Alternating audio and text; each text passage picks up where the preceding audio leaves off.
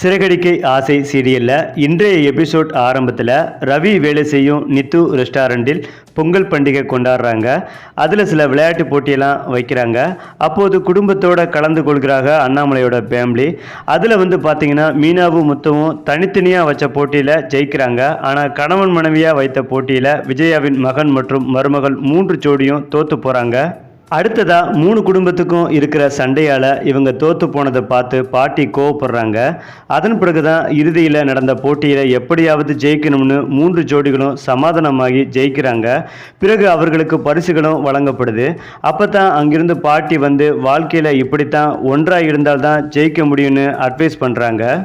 மேலும் நித்து ரெஸ்டாரண்டில் பொங்கல் பண்டிகை முடித்த கையோடு வீட்டுக்கு எல்லாரும் வர்றாங்க. அப்போது பாட்டி தொட்டில் ஒன்றை புதிதாக கொண்டு வச்சிருக்காங்க.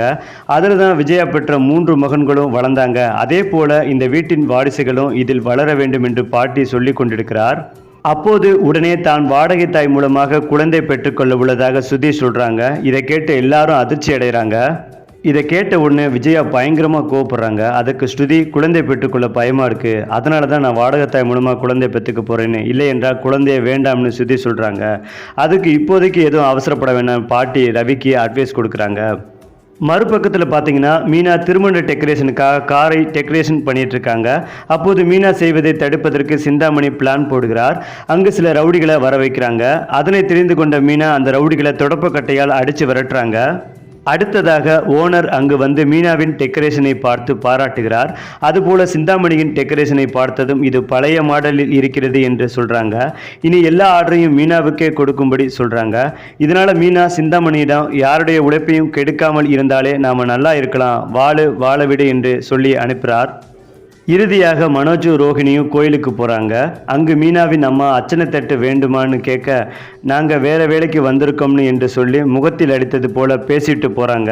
பிறகு போலீஸாருடன் மனோஜை ஏமாற்றிய கதிரின் வீடியோவை கோவிலில் வாங்குறாங்க. அதற்கு பிறகுதான் மனோஜ் அந்த வீடியோவை தனக்கு வேணும்னு போலீஸாரிடம் கேட்குறாங்க. அவங்க கொடுக்க மறுக்கிறாங்க. அந்த வீடியோவை தந்தாதான் நான் சோசியல் மீடியாவில் போட்டு அந்த நபரை கண்டுபிடிக்க முடியும்னு மனோஜ் சொல்ல, அதற்கு நீ காசு கொடுத்து டிகிரி வாங்கினியான்னு போலீஸார் மனோஜை திட்டி அனுப்புகிறாங்க. இப்படியாக இன்றைய எபிசோடு மிகவும் சர்ப்ரைஸாக முடிக்கிறாங்க.